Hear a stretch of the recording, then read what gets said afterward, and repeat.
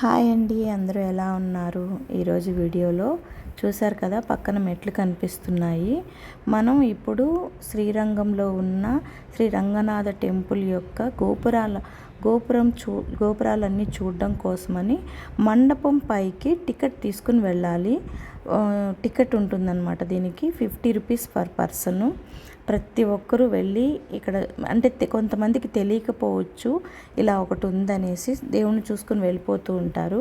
కానీ ఇలా టెంపుల్ గోపురం యొక్క అన్ని గోపురాలు ఒకే దగ్గర ఒకే ఆర్డర్లో మనమైతే క్లియర్గా చూడొచ్చు. చాలా బాగుంటుంది. ఆల్రెడీ పాత వీడియోల్లో టెంపుల్ గురించి అయితే క్లియర్ ఇన్ఫర్మేషన్ అయితే నేను ఇచ్చున్నాను. మొత్తం గోపురాలు 21 గోపురాలు ఉన్నాయండి. ఈ 21 గోపురాలు మనం ఇక్కడి నుంచి చూడలేకపోవచ్చు, అంటే కొంచెం లాంగ్ డిస్టెన్స్లో కూడా ఉంటాయి. మొత్తం ఇప్పుడు మనకు కనిపిస్తుందంతా శ్రీరంగం టెంపుల్కి సంబంధించిందేనండి. టెంపుల్ ప్రాకారాల్లోనే ఇల్లులు కూడా ఉంటాయి, కానీ ఇదంతా టెంపుల్ కిందకే వస్తుంది. ఇది మొత్తం 150 ఎకరాల విస్తీర్ణం అండి.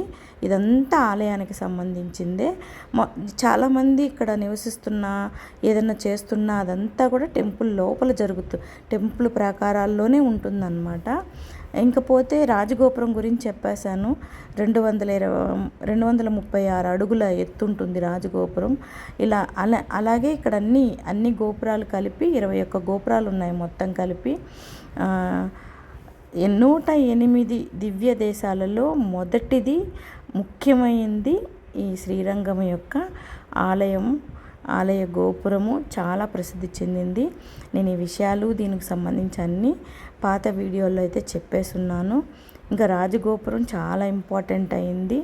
ఇంకా ప్రాకారాల గురించి అంటే ఒక ఊరే ప్రాకారాల్లో ఉంది అంటే గొప్ప విషయం కదా అది. అలాగే ఈ నిర్మాణ శైలి అనేది ఒకటి ఉంది కదా, అదంతా ద్రావిడ నిర్మాణ శైలిలో నిర్మించబడింది. చాలా అద్భుతమైన శిల్పకళలు ఉంటాయి. ఖచ్చితంగా ప్రతి ఒక్కరూ శ్రీరంగాన్ని చూడాలనుకుంటారు, కానీ వెళ్ళిన వాళ్ళు దేవుణ్ణి చూసుకొని దర్శనం అయిపోయిందని వెళ్ళిపోతూ ఉంటారు. ఇంకా జనరల్గా ఏంటంటే పుణ్యక్షేత్రాలు తిరిగే వాళ్ళు పర్టికులర్ ఒక ప్లేస్ కోసమని వెళ్ళరు కదా, అన్నీ తిరుగుతూ వెళ్తారు కాబట్టి గబగబా చూసుకొని వెళ్ళిపోతుంటారు. అలా కాకుండా ఒకరోజు స్టే చేసి నిదానంగా చుట్టుపక్కల ప్లేసులు కూడా చూసుకొని 1-2 రోజులు ఉండి వెళ్ళండి. చాలా బాగుంటుంది ఇక్కడ శ్రీరంగము. అలాగే ఇప్పుడైతే మనం గోపురాలని చూద్దాము. అన్నీ ఒకే ఆర్డర్లో ఎన్ని గోపురాలు ఉన్నాయి, ఎలా ఉంది ఆ వ్యూ అంతా అనేది మీరు బాగా అబ్జర్వ్ చేసుకొని చివరి వరకు అయితే వీడియో చూడడానికి ట్రై చేయండి. అలాగే అవి నేను వీలున్నంత వరకు జూమ్ చేయడానికి ట్రై చేశాను, వాటిని కూడా చూడండి. వీడియో అయితే చివరి వరకు చూడండి.